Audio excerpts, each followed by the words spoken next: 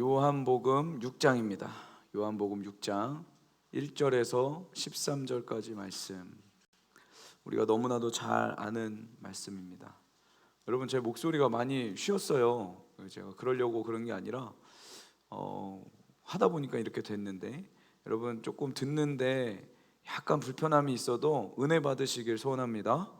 저의 음성에 귀 기울이지 마시고 하나님의 음성에 귀 기울이셨으면 좋겠어요. 아멘. 오늘 주님이 주시는 말씀 가운데 여러분 집중하시길 소원합니다.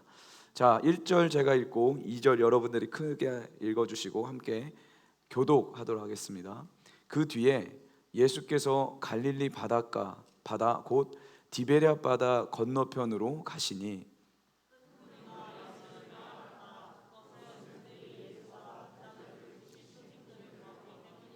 예수께서 산에 올라가서 제자들과 함께 앉으셨다. 예수께서 눈을 들어서 큰 무리가 자기에게로 모여드는 것을 보시고 빌립에게 말씀하셨다. 우리가 어디에서 빵을 사다가 이 사람들을 먹이겠느냐?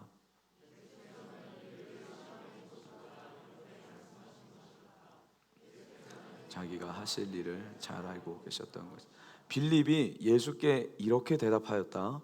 이 사람들에게 모두 조금씩이라도 먹게 하려면 빵 200데나리온어치를 가지고서도 충분하지 못합니다.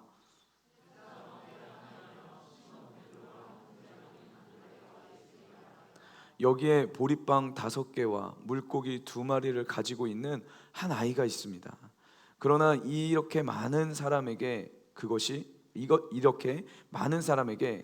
무슨 소용이 있겠습니까? 그곳에는 풀이 많았다. 그래서 그들이 앉았는데 남자의 수가 5,000명쯤 되어 예수께서 빵을 들어서 감사를 드리신 다음에 앉은 사람들에게 나누어 주시고 물고기도 그와 같이 해서 그들이 원하는 대로 주셨다. 그들이 배불리 먹은 뒤에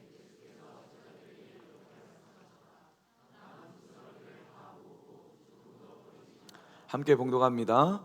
그래서 보리빵 5덩이에서 먹고 남은 부스러기를 모으니 12광주리에 찼다. 아멘. 할렐루야. 할렐루야.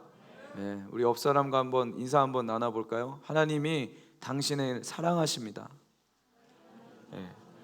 눈 좀 마주치세요. 마스크를 쓰셔가지고 눈으로 모든 표정을 다 여러분들이 보여주셔야 돼요. 하나님이 여러분들 사랑하십니다. 아멘. 그래서 여러분에게 오늘 콕 집어서 말씀하실 거예요. 그 말씀 앞에 여러분 전심으로 반응하시길 소원합니다. 오늘 제목은 살리는 생각 9번째 이야기.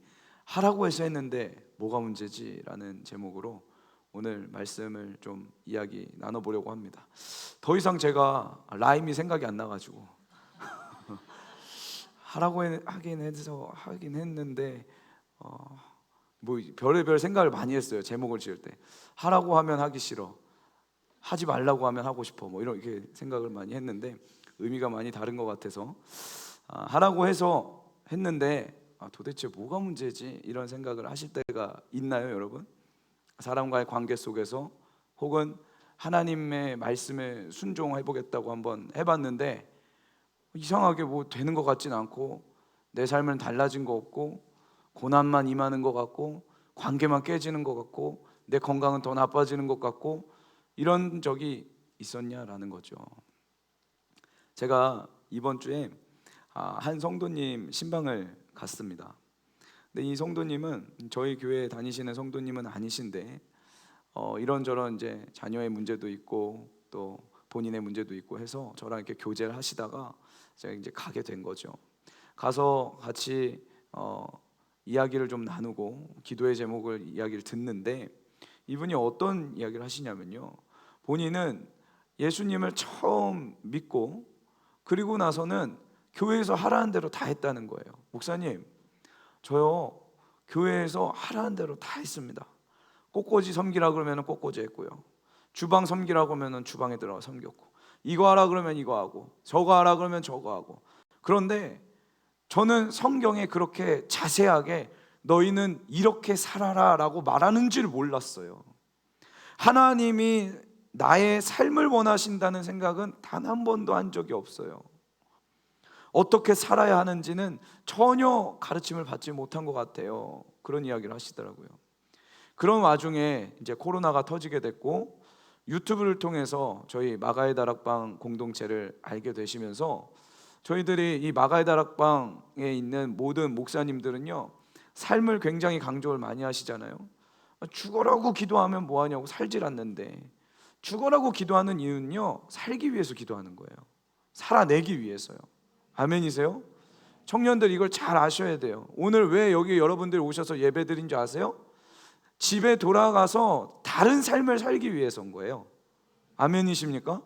여러분들의 직장과 여러분들의 캠퍼스와 여러분들의 친구들과의 관계 속에서 이제는 다른 존재로, 이제는 다른 모습으로, 이제는 다른 삶을 살기 위해서 지금 여러분들이 이곳에 앉아서 예배드리고 있다라는 거예요. 아멘입니까? 이런 얘기를 처음 들으셨다는 거예요, 이 성도님은. 그리고는 제가 물어봤습니다. 그러면은 신앙생활이 뭐라고 생각하셨습니까? 신앙생활이요, 11조 하고 감사헌금하고 새벽 예배 가면 되는 줄 알았습니다. 그래서 본인은 11조도 하고 감사헌금도 하고 새벽 예배도 가니까 나는 신앙이 좋다, 나는 잘하고 있다 라고 생각하고 현실에 안주하며 사셨다라는 거죠.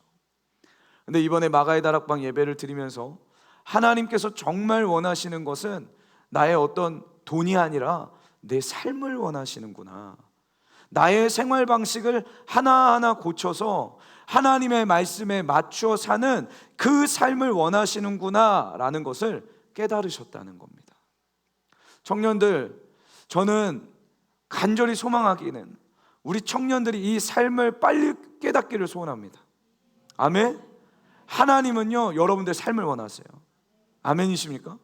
예수님을 믿는다는 건 뭐냐면, 내가 주인이 되던 삶을 청산하고 이제 예수님이 나의 주인이십니다 라고 고백하고 그분의 종으로 사는 거예요. 아멘이세요? 기분이 나쁘세요? 그게 예수님 믿는 거예요, 여러분. 교회와 앉아있는 게 아니라요, 찬양을 몇 개 부를 줄 안다, 이게 아니라요, 나는 기도할 때 눈물이 났는데, 이게 아니라 예수님을 믿는 건 무엇이냐면 나의 삶의 주인이 예수님이 되시는 거예요. 아멘. 여러분, 오늘 그 일들이 일어나길 소원합니다.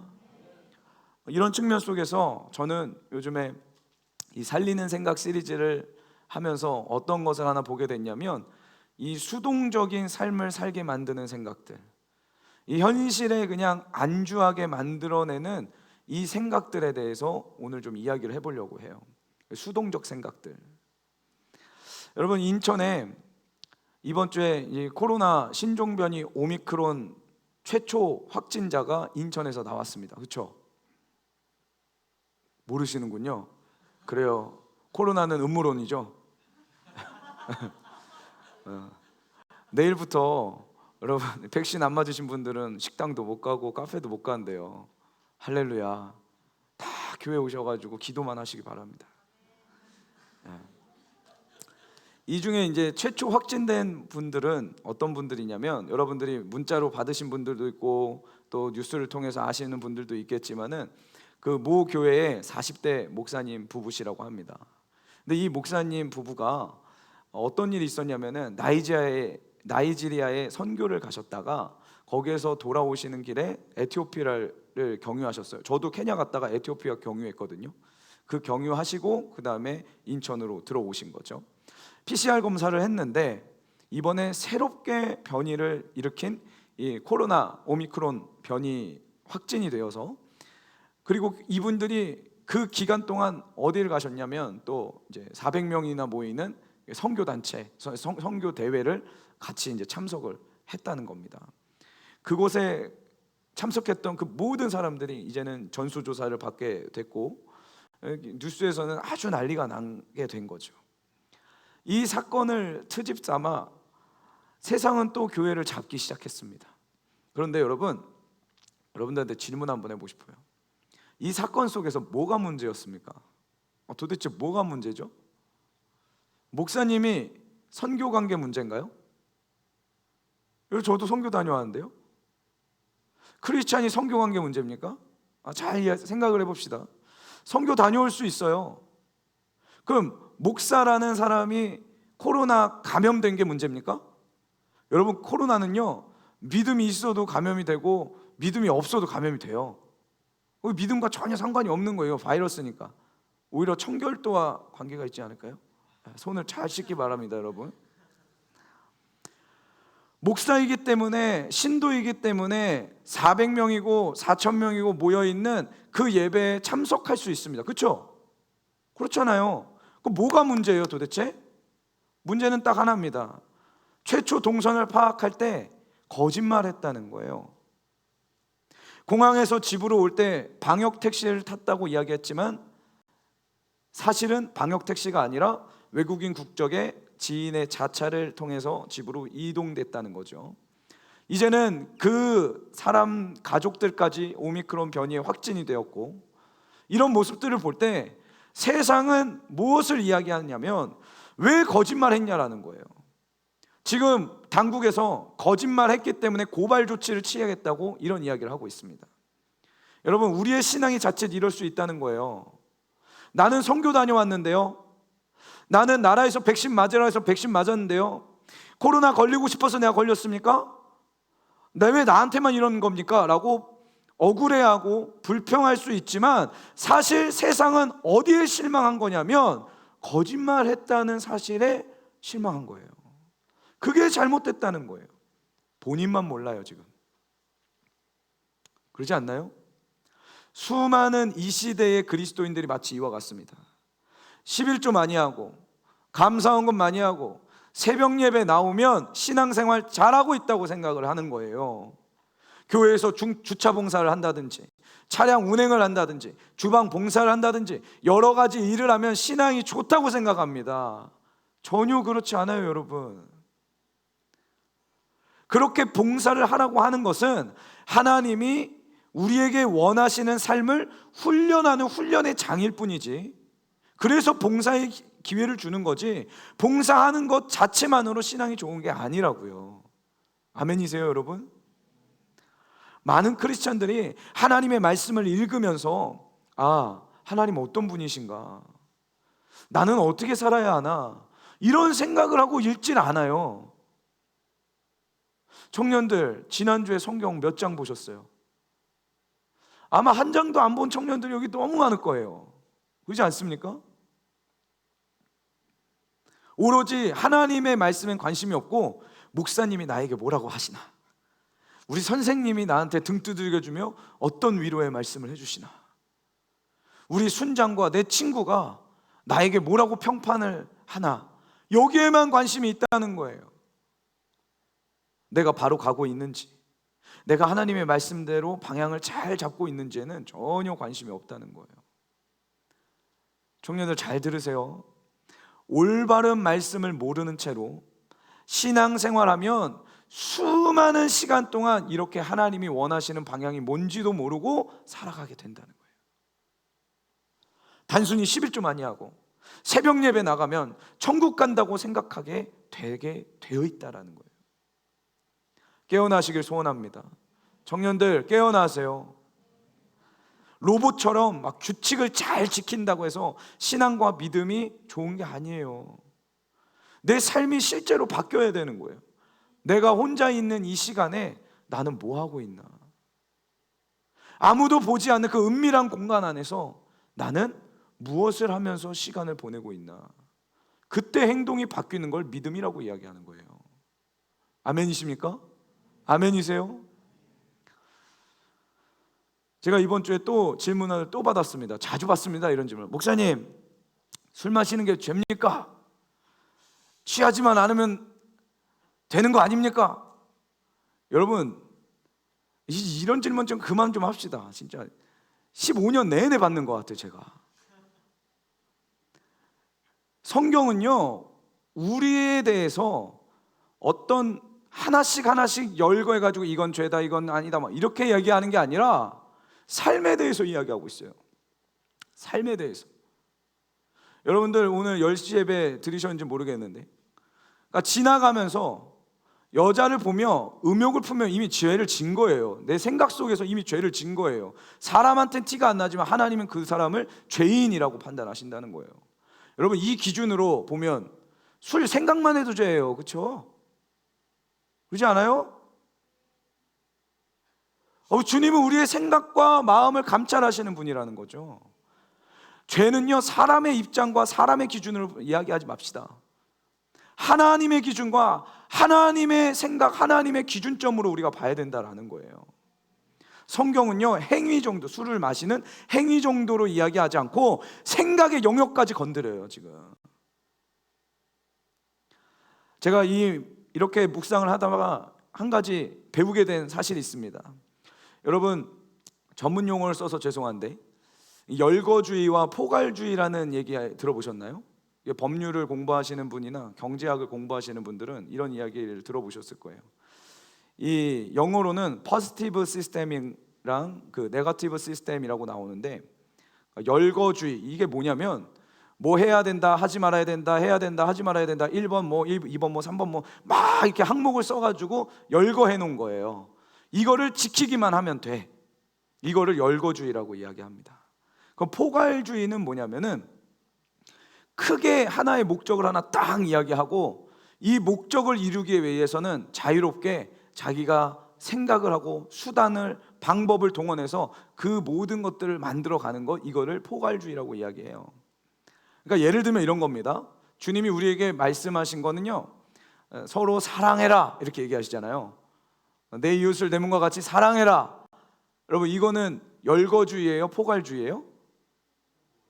그래, 강의 시간이 됐네요. 포괄주의. 그렇죠? 주님이 우리에게 말씀하실 때는 항상 포괄적으로 말씀하세요. 사랑해라 라고 해서 그 말씀을 지키려고 하면 어떤 사람은 사랑하기 위해서 아이스크림을 사줄 거예요. 그렇죠? 어떤 사람은 사랑하기 위해서 매를 때릴 거고요. 어떤 사람은 사랑하기 위해서 커피를 사다 줄 거고, 어떤 사람은 사랑하기 위해서 편지를 쓸 겁니다. 근데 문제는 뭐냐? 하나님은 항상 우리에게 이 포괄주의식으로 우리에게 말씀을 하시는데 우리는 열거주의로 물어보는 거예요. 어떻게 해야 사랑해요? 저 사람이 나한테 이렇게 했어요. 그럼 나는 어떻게 해야 돼요? 목사님, 순원들이 도대체 말을 안 듣습니다. 내 카톡을 씹습니다. 저 어떻게 합니까? 이게 우리의 질문 아닌가요? 여러분, 잘 생각해 보세요. 항상 이 열거주의식으로 생각하게 만드는 습관이 우리 안에 있다면 여러분들은 지금 수동적 생각 속에 빠져 있는 거예요. 그러니까 창의력이 사라지고 우리의 행동 자체가 수동적으로 바뀌는 거예요. 아우, 지저분하다, 청소해. 제가 맨날 아이하우스 오면 공간관리자들이 있습니다. 우리 형제자매단들. 청소해. 그러면 나름대로 열심히 청소해요. 그럼 제가 또 오면 여전히 지저분해요. 그럼 다시 청소하라 그러죠. 애들 입장에서는 분명히 했는데 뭘 다시 하라는 거지? 이렇게 얘기하는 거예요. 그럼 열거식으로 얘기해 줘야 돼요. 쓰레기통 비우고, 1번 쓰레기통을 비워, 2번 바닥을 닦아, 3번 먼지를 치워야 돼. 이런 걸 다 얘기해야 되는 거예요. 여러분, 그래서 제가 오늘 이 수동적 생각들에 대해서 여러분들과 계속 이야기를 할 건데, 수동적 생각들, 이 현실을 안주하게 만드는 생각들이 몇 가지가 있습니다. 한번 제가 읽어볼게요. PPT를 좀 참고해 주시고, 예를 들면 이렇습니다. 나는 아무 도움이 되지 않는 사람이야. 가만히 있는 게 나아. 가만히 있다가 시키면 하자. 괜히 설치지 말자. 그동안 나 열심히 했으니까 좀 쉬어야지. 내가 아니어도 할 사람 많잖아. 나는 도움을 좀 받고 케어를 좀 받아야지. 내가 남을 케어줄 수준은 아니야. 나는 어디에도 기댈 곳이 없어. 내가 부탁한 이것만, 나에게 부탁한 이것만 해야지. 나는 무엇을 원하지? 나에게는 무엇이 필요하지? 그리고 그것을 어떻게 얻을 수 있지? 나는 무엇을 하고 싶지? 무엇을 해야 내가 행복해지지? 무엇을 해야 내가 더 편해질까? 어떻게 하면 내가 더 멋있고 더 예쁘고 더 똑똑해 보일까? 이번 인생 망했어. 몰라. 생각하기 싫어. 네. 여러분 저 이거 생각하다가 제가 우울해지겠어요. 자 보세요. 이런 생각들이요, 우리의 믿음과 삶을 수동적으로 만든다는 거예요. 아무것도 안 하고 있으면서 현실을 안주하게 만들고요, 뭔가를 시도하지 못하게 만듭니다. 모험을 하지 못하게 만든다는 거예요. 아무런 세상에 영향력을 줄 수 없는 무기력한 크리스찬들 만들어 나온다는 거예요. 여러분 오늘 청년들 이 수동적 생각 속에서 빠져나오시길 소원합니다. 아멘. 빠져나오셔야 되는 거예요. 오늘 본문은요, 마태복음, 마가복음, 누가복음, 요한복음 이 사복음서에서 굉장히 중요한 사건입니다. 왜냐하면 이 사복음서에 다 기록이 되어 있거든요. 시간이 되시는 분들 꼭 다 보세요. 조금씩 차이가 있습니다. 전부 기록된 사건이기 때문에 굉장히 중요한 사건입니다. 오병이어 5개의 보리떡과 2마리의 물고기로 5,000명을 먹이신 사건이라는 거예요. 여러분 말이 5,000명이지 그때 당시 남자 수만 셌거든요. 그렇죠? 그래서 성경학자들은 뭐라고 이야기하냐면 가족들과 같이 갔을 경우를 생각해서 약 12,000명에서 13,000명 정도의 사람들을 먹였을 거다라고 이야기해요. 여러분 말이 안 되잖아요. 보리떡 5개랑 물고기 2마리로 어떻게 10,000명이 넘는 사람을 먹입니까? 그런데 그 일들이 실제로 있었고 마태, 마가, 누가, 요한은 그것을 경험했던 사람들로서 이 사건을 도저히 빼놓을 수가 없어서 성경에 기록했다라는 거죠. 오늘 이 오병이어 사건은 이렇게 시작이 됩니다. 5절, 6절 한번 읽어볼게요. 예수님이 말씀하시는 이 말씀의 포인트를 집중하셔가지고 한번 잘 읽어보세요. 시작. 예수께서 눈을 들어서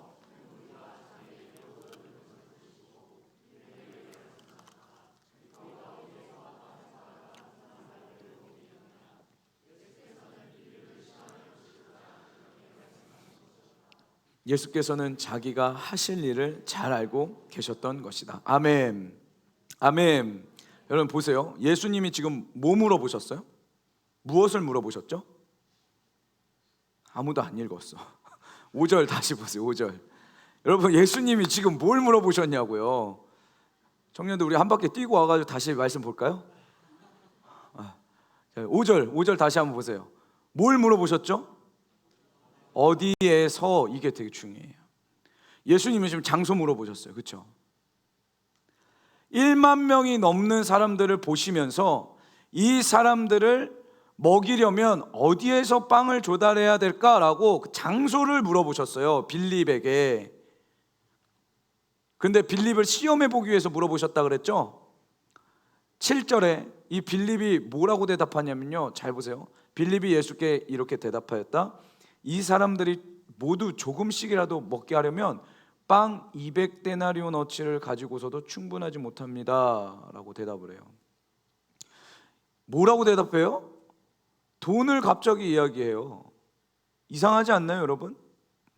예수님께서는 지금 이 사람들을 먹이기 위해서 어디로, 장소를 물어보셨는데 빌립은 자기 머릿속에 있는 대답을 하는 거죠. 200데나리온은 좋게 넘게 들 것 같습니다. 빌립의 상태가 이랬다는 거예요. 빌립은 굉장히 현실주의적인 사람이었어요. 철저하게 계산해서 수동적인 삶을 살았습니다.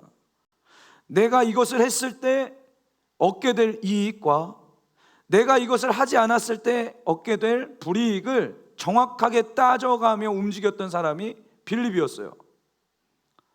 나는 나에게 이익이 되는 것만 해. 시키는 것만 해야지. 잘 따라다니다가 예수님이 시키는 것만 해야지. 눈치 잘 보고 있자. 지금도 고생한 거 충분한데 저 베드로처럼 저렇게 설치지 말려. 주님이 날 딱 집어가지고 빌립아 이거 해라. 그러면 나 그것만 해야지 라고 생각하고 있던 사람이었다라는 거예요. 주님은 이 빌립이 가지고 있었던 이 죽이는 생각들, 그가 가지고 있었던 이 죽이는 생각을 바꿔가지고 살리는 생각으로 바꾸시는 장면이 바로 오병이어 사건이라는 겁니다. 아멘이세요? 여러분 우리 안에 있는 이 빌립이 가지고 있었던 나름의 계산기, 나름의 합리주의, 수동적 신앙과 생각들 오늘 버리시길 소원합니다. 아멘. 지금도 제가 한 명씩 집어가지고 경수 드럼 쳐 그러면 열심히 드럼 치겠죠. 그렇죠? 근데 여러분 드럼 치세요 하면은 아무도 안 치죠. 나한테 얘기한 게 아니야. 그렇게 생각하잖아요. 그러니 성경을 봐도 나한테 생각한 게 아니라고 생각을 하는 거예요. 이해가 되세요? 이 말씀은 목사님이나 지키는 거지 라고 생각을 한다고요. 청년들이여 깨어나시길 소원합니다. 아멘. 이 수동적 신앙과 현실을 안주하게 하게 하는 이 생각을 깨부수기 위해서 한 두 가지만 오늘 살펴볼 건데, 첫 번째, 하나님은 역동적이신 분이라는 사실을 여러분 기억하셔야 돼요. 먼저 우리가 하나님을 알아야 되는데, 하나님은 가만히 수동적으로 계신 분이 아니라 역동적으로 일하시는 분이에요. 우리가 이것을 알아야 되는 거예요. 여러분 안에 자꾸 무기력이 찾아옵니까? 청년들 막 밖에 나가고 싶지도 않아요. 이렇게 날씨 추우면 막 싫어, 자꾸 방 안에만 있고 싶고 그런가요? 지금 여러분도 영적으로 뭔가 잘못되고 있는 거예요. 그러지 않나요? 우리 하나님을 생각을 해보세요. 우리 하나님은요, 창조 때부터 일을 하셨던 분이에요. 그분은 지금까지 일을 안 멈추셔요. 가만히 있는 분이 아니에요.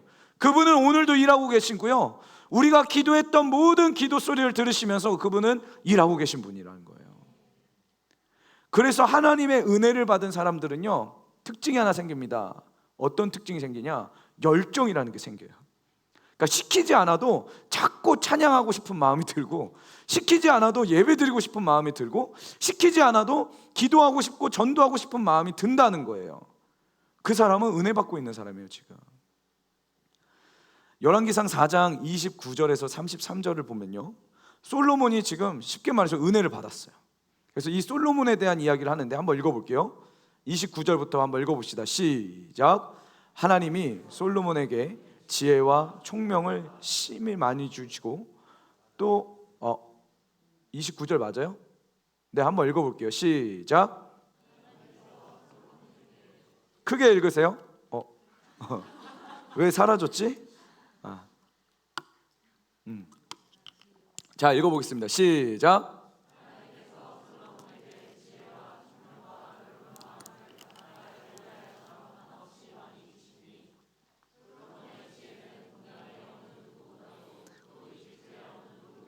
크게 읽으세요.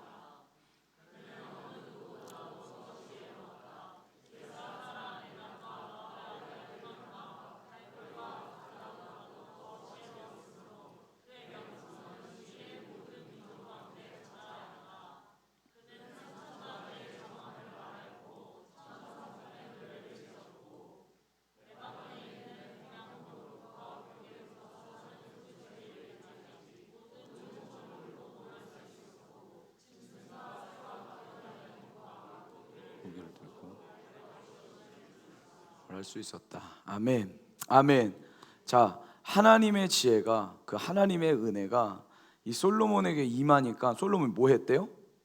3,000가지나 되는 지혜의 말, 잠언을 이야기했고, 노래를 짓기 시작하는데 뭐 누가 시키지도 않았는데 1,005편이나 만들었대요. 그리고 초목에 대해서 말하되 라고 나오는데, 여기서 이제 말한다는 단어는요, 우리식으로 표현을 하면 연구하고 발표하고 공포하는 거예요. 그러니까 초목에 대해서, 나무에 대해서, 그리고 조그만 자풀에게 이르기까지 짐승에 대해서, 새에 대해서, 곤충에 대해서, 벌레에 대해서, 물고기에 대해서 연구하고 발표하고 공포하는 일을 계속했다는 거예요. 뭐 하니까? 주님의 은혜를 받으니까, 주님의 지혜를 받으니까요. 하나님이 세밀하게 창조하신 사역들을 알아가고 공부하는 일을 한다는 거예요. 여러분, 우리가 바로 이런 사람들이 돼야 되는 거예요. 은혜 받아요? 그러면 열정이 생기게 돼 있어요. 뭔가를 찬양하고 싶고 그분을 더 알아가고 싶은 열망으로 가득 찬다고요. 하루 종일 여러분 방 안에서 넷플릭스 보고 영화 보고 웹툰 보면서 시간 보내면 어떤 마음 드나요? 너무 행복한가요? 매일 이렇게 살고 싶나요? 한심하게 느껴지지 않아요? 우리의 영혼이 우리에게 뭐라 그래요? 표정 관리를 한다 그래서 현실을 피해갈 수가 없어요. 그렇게 하루 종일 방 안에 있으면 영혼이 뭐라고 하냐고요. 우리 영혼의 울부짖음이 뭐냐고요. 너 이렇게 살지 마. 이렇게 살면 안 되지. 이런 소리 안 들리세요? 지금 이럴 때가 아니잖아. 일어나. 이게 우리의 영혼의 탄식 소리고요, 성령님의 탄식 소리라는 거예요. 여러분 기억하세요. 우리 하나님은요, 일하시는 분이세요. 그분은 우리를 수동적으로 삶을 이끌어 가신 분이 아니에요. 적극적으로 우리의 생각과 우리의 마음을 가르치고 계시고 우리를 손을 딱 붙잡고 우리를 이끌어 가시는 분이라고요. 아멘이십니까? 우리 하나님은 역동적이신 분이에요. 우리의 눈에 보이지 않아도, 내가 느껴지지 않아도 그분은 일하시는 분이라고요.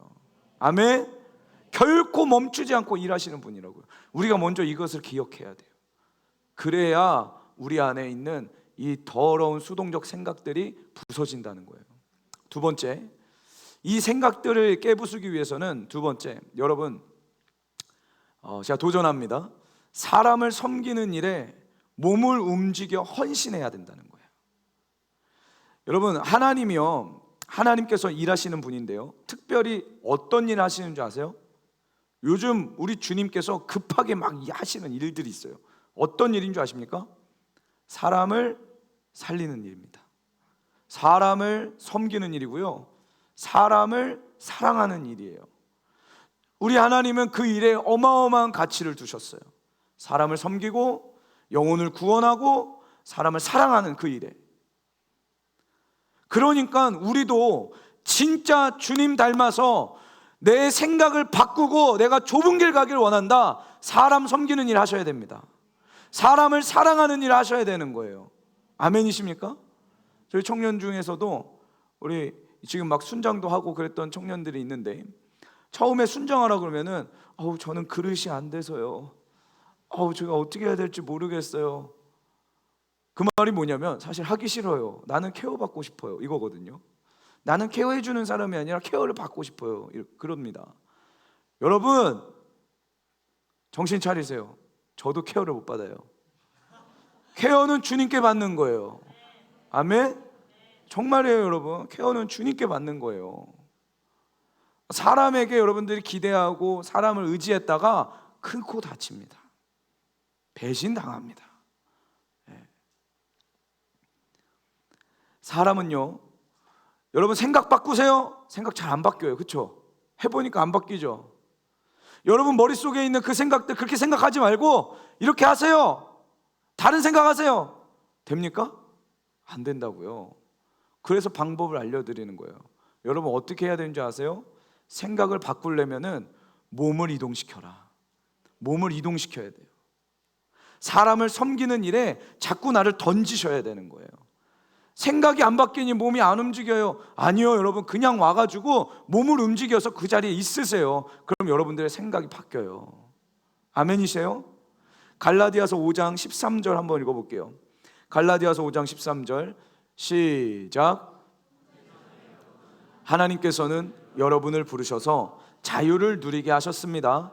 그러나 여러분은 그 자유를 육체의 욕망을 만족시키는 구실로 삼지 말고 사랑으로 서로 섬기십시오. 할렐루야. 할렐루야. 여러분 자유를 얻고 은혜를 얻고 눈물을 얻었다고 해서 그것을 가지고 죄 짓는 데 쓰지 말고 뭐 하라고요? 서로 사랑으로 섬기는 일을 하라는 거예요. 하나님께서는 우리에게 자유를 주시고 은혜도 주셨어요. 십자가의 감격을 주셨어요. 그럼 뭐 해야 된다고요? 사람을 섬겨야 된다고요. 나 하나 잘 살고 나 하나 현실에 안주하려고 하는 여러분, 오늘 그 수동적 생각을 버리십시오. 남을 섬기기로 결정하세요. 옆 사람 잠깐 힐끔 보세요. 이 사람을 섬겨야겠구나. 마음을 먹으시라고요. 오늘 광고에 유치부, 아동부, 청소년부 선생님들 구한대요. 저는 선생님 진짜 체질이 아닌데요. 그거 하세요.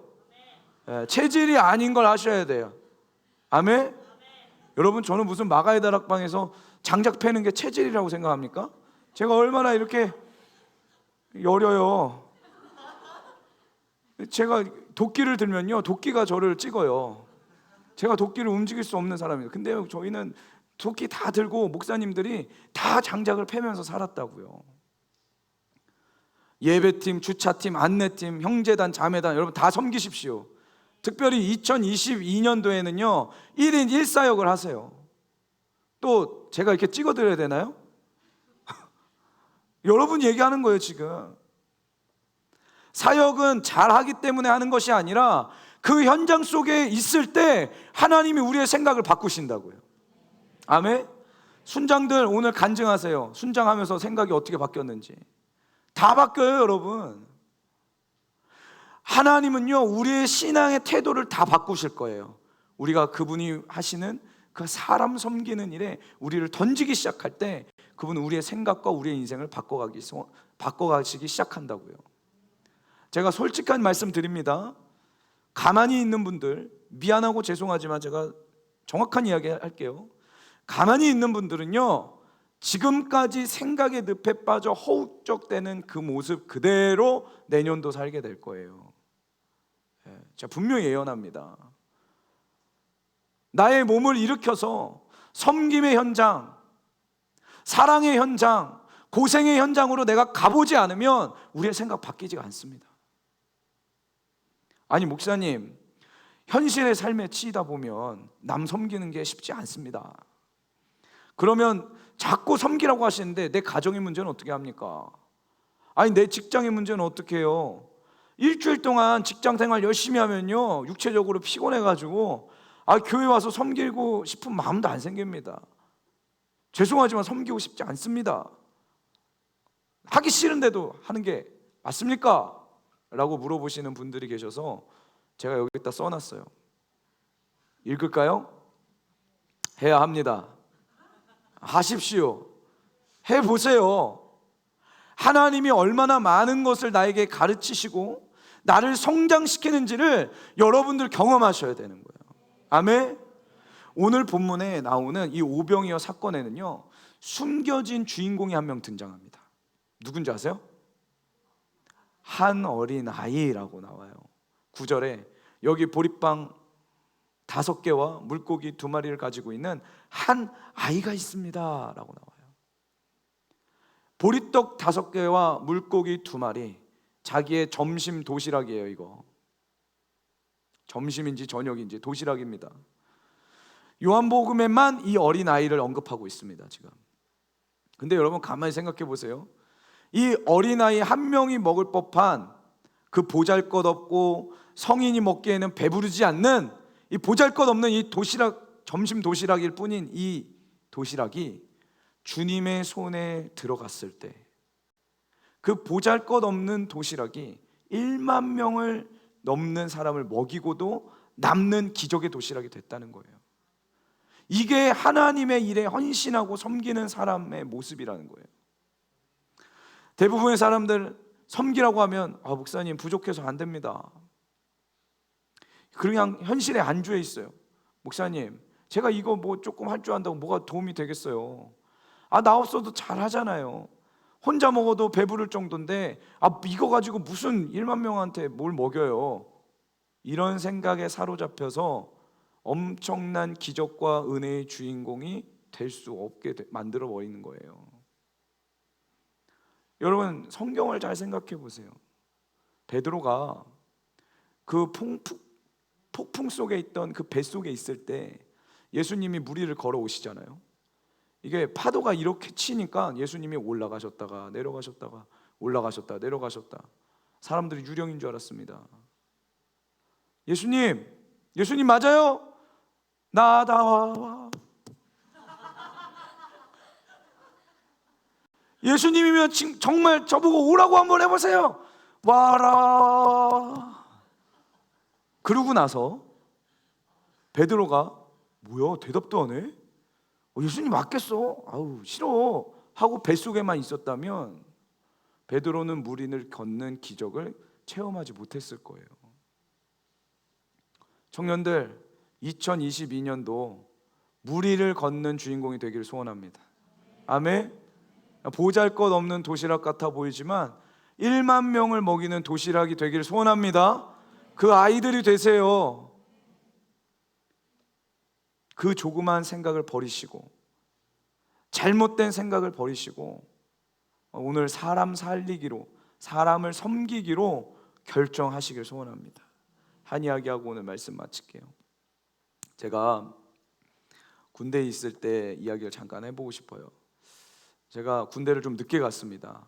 이유는 교회를 열심히 섬기고, 그리고 학교를 휴학하면서까지 저는 이제 교회를 섬겼어요. 박 목사님이 자꾸 휴학을 하래요. 그래서 휴학하고 또 이렇게 하고, 휴학하고 또 이렇게. 근데 이제 학교에서 전화가 왔습니다. 더 이상 휴학하면은 이제 학교에서 잘린다는 거예요. 그래서 그럼 어떻게 해야 됩니까? 저 군대를 안 갔다 왔는데 군대 다녀오면 될까요? 물어보니까 군대 가면은 군대 휴학으로 또 빼주겠대요. 그래서 저는 이제 제가 학교 가기 싫어서 그런 게 아니라요, 여러분. 오직 주님의 나라와 영광을 위해서 제가 군대를 가게 됐습니다. 나이도 많이 먹고 맨날 찬양인도 하고 맨날 기도인도 하고 말씀 나누는 그런 사역을 하다가 군대에 딱 갔더니요, 군종병이라 그래서 갔는데 뭐 하냐면 이만한 교회 혼자 청소하는 거예요. 그냥 저의 업무예요. 그게 청소를 계속 하는 거예요. 나중에는 도가 텄어요. 청소하고 주방에 들어가서 칼질하고, 뭐 떡볶이 그 군인들이 떡볶이 제일 좋아하거든요. 떡볶이 만들고, 김밥 싸고, 오뎅탕 만들고, 야간에 초소 위문하면서 이제 오뎅탕 하나씩 주고 차 한 잔씩 주면서 힘들지? 교회 나와. 이게 저의 업무였던 거예요. 이걸 하면서 회의감이 들기 시작을 했습니다. 아니, 내가 복음을 전해가지고 사람을 건져야 되는데 내가 맨날 이거 청소하고 있네. 이거 쓰레기 청소나 하고 있고, 맨날 화장실 청소만 하고 있고, 제가 늘 하던 말씀 사역이라든지 화려한 찬양 사역이라든지 이런 것들보다 너무 하찮게 보이는 거예요. 청소하는 일들이. 이거는 나와 안 맞는다고 생각이 되는 거예요. 그런데 한 1년쯤 지났을까요? 나중에는 포기하게 되는 거예요. 나도 언젠가는 찬양인도 할 수 있겠지라는 희망이 없어져요. 나도 언젠가는 말씀을 전할 수 있겠지라는 희망이 없어지는 거예요. 그때 하나님이 저에게 가르쳐 주셨던 한 가지 마음이 있었어요. 이게 뭔지 아세요? 맞아, 내가 종이지. 내가 종이지. 내가 종놈이지. 하나님의 종은 종님 대접받으려고 하는 게 아니라 사람의 종이구나. 제가 이걸 깨닫기 시작했어요. 이거 지금 내가 해야 할 일이다. 이것도 말씀 전하는 사역만큼이나마 중요한 하나님의 일이다. 그 마음이 제 마음에 확 들어오는 순간부터요, 그때부터 저의 마음이 달라지기 시작했어요. 그리고 똑같은 빗자루질이었지만 이미 마음이 달라진 걸요. 거룩 빗자루질, 거룩 청소가 된 거예요. 주님은 저에게 그 마음을 가르치셨어요. 제 후임이 들어왔습니다. 제가 군대에서 나오기 3개월 전에 후임이 딱 들어온 거예요. 얼마나 반갑던지요. 근데 그 후임의 하는 행동이 제가 처음에 군대 왔을 때 했던 행동이 너무 똑같은 거예요. 찬양인도 하고 싶어서 막 어쩔 줄 모르고, 막 드럼 치고 싶어서 막 어쩔 줄 모르고, 김사성 위원장님, 오늘 드러머가 없는 것 같습니다. 제가 치면 안 되겠습니까? 막 자꾸 그러는 거예요. 막 열정과 그 열의가 충만해가지고. 그래서 아니야, 넌 내 옆에 있어.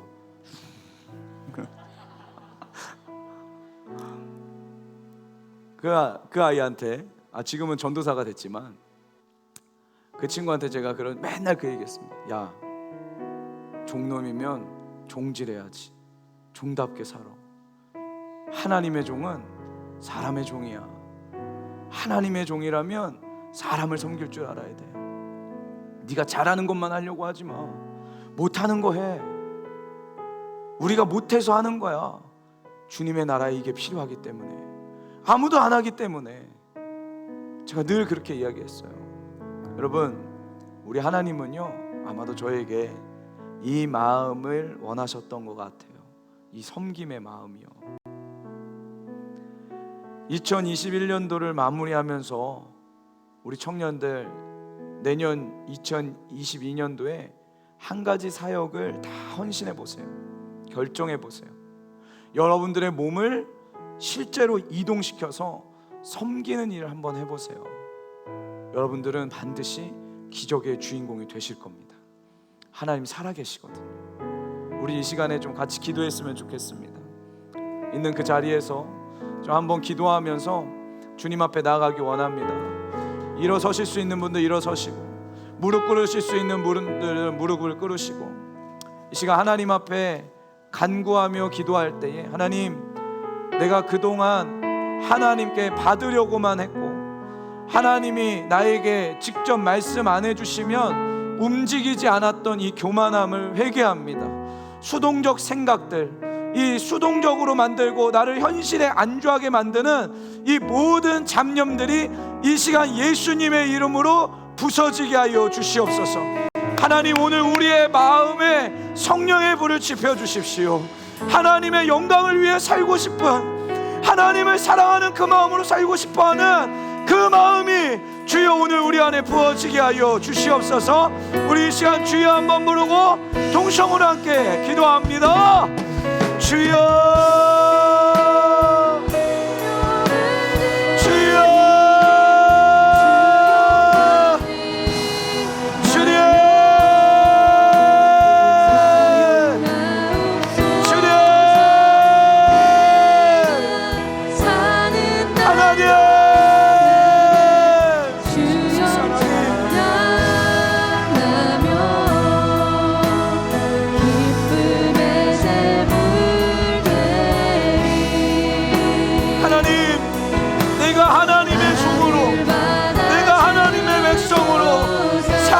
섬기는 일에 나의 생명을 드리기를 원합니다.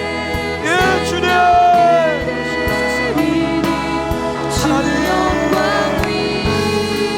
이 시대에 수많은 영혼들을 노략질하는 수동적인 생각들, 모든 인식을 열거식으로만 인식하게 만드는, 현실을 안주하게 만드는 이 생각들이 오늘 예수님의 이름으로 부서지게 하여 주시옵소서. 주님, 우리의 생각을 사로잡아 주님께 복종시킵니다.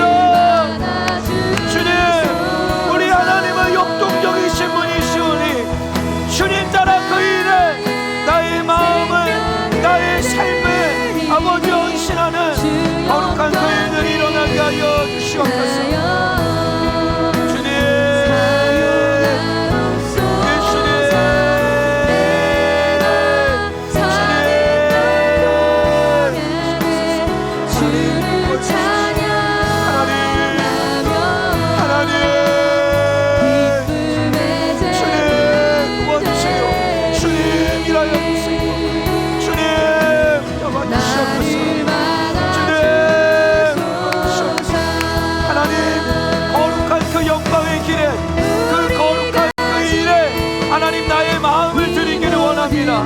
나의 젊음을 드리기를 원합니다. 예수님, 주시옵소서.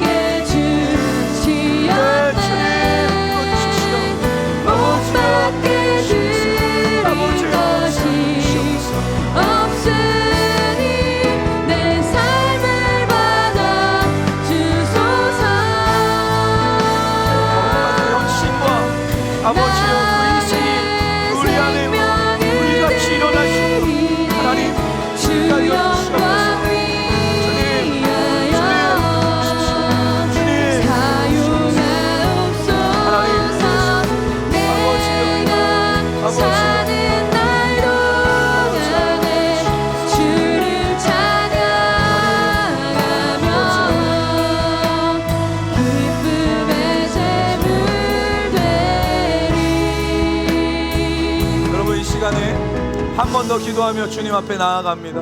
이 시간 한 번 더 기도하며 주님 앞에 나아갈 때 여러분 2022년도 한 가지 사역을 헌신하세요. 여러분 그냥 일손이 부족하니까 일손 채우라는 얘기 아닙니다. 내가 고생해봤으니까 너네도 고생해봐라 이 얘기가 아니에요. 여러분 잘 생각해보세요. 물고기 2마리와 보리떡 5개가 가장 가치 있게 쓰임받을 수 있었던 건 주님 손안에 있을 때예요. 여러분 우리의 인생을 주님 손안에 넣으십시다. 모든 사역, 모든 교회 일, 모든 사람을 섬기는 그 일에 우리의 인생을 드리십시다. 우리의 인생이 가장 가치 있게 쓰임받을 거예요. 우리 이 시간 기도할 때 하나님 오늘 우리의 생각과 우리의 마음을 결정합니다. 2022년도 한 가지 사역에 나의 삶을 드리기를 원합니다. 오병이어의 기적의 주인공이 되게 하여 주시옵소서. 물 위를 걷는 기적의 베드로 같은 기적의 주인공이 되게 하여 주시옵소서.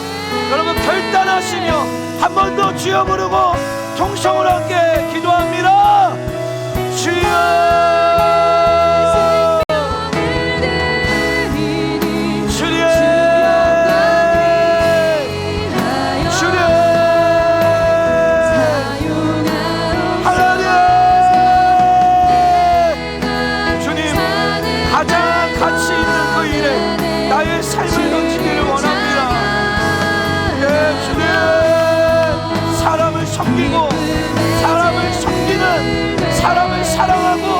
건져내는 그 거룩한 하나님의 사역에 하나님 우리의 삶을 아버지의 온전히 바치기를 원합니다. 주님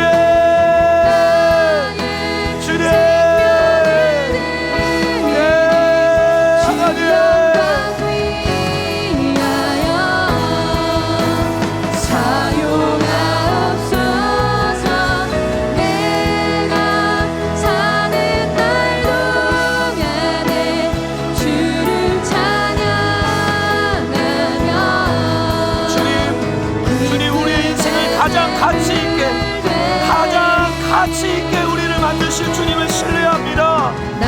주님의 삶에 주님의 손에 나의 인생을 드려요. 주님 하나님께서 우리를 다스리시며 주님 우리 가운데 역사하여 주셔서 기적의 주인공들이 되게 하여 주시고 하나님 그 오병이어가 10,000명이 넘는 사람을 먹였듯이 하나님 우리의 인생이 수많은 영혼들을 먹일 수 있는 인생들이 될 수 있도록 하나님 함께하여 주시옵소서.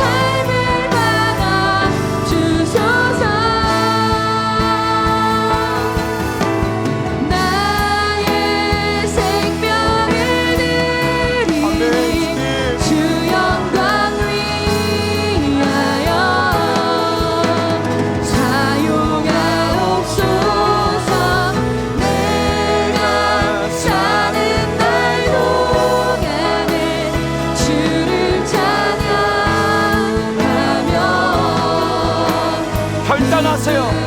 결단하세요.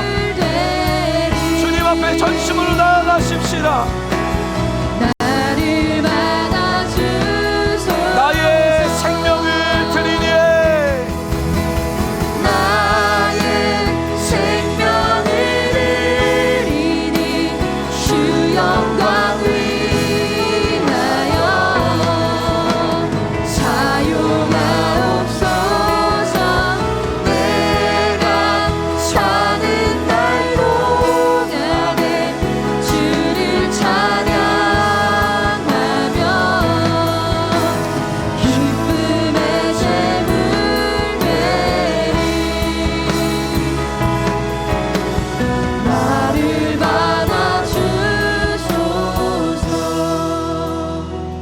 하나님 그렇습니다.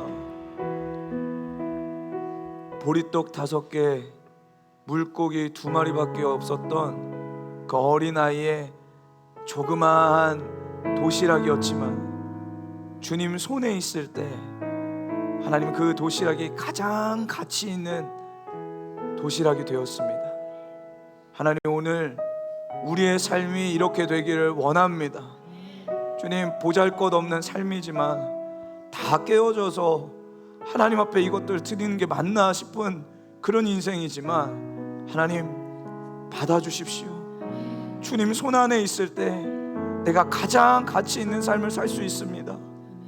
주님 손 안에 있을 때 하나님 내 인생이 가장 아름다운 인생으로 쓰임받을 수 있습니다. 주님, 오늘 결단한 마음과 그 생각들 속에 주여 은혜를 베풀어 주시고, 수동적이고 현실에 안주하게 만드는 사단의 속삭임에 아버지여 넘어가지 아니하도록 우리 청년들 다 붙들어 주시옵소서. 감사드리며 살아계신 주 예수 그리스도의 이름으로 간절히 기도합니다. 아멘.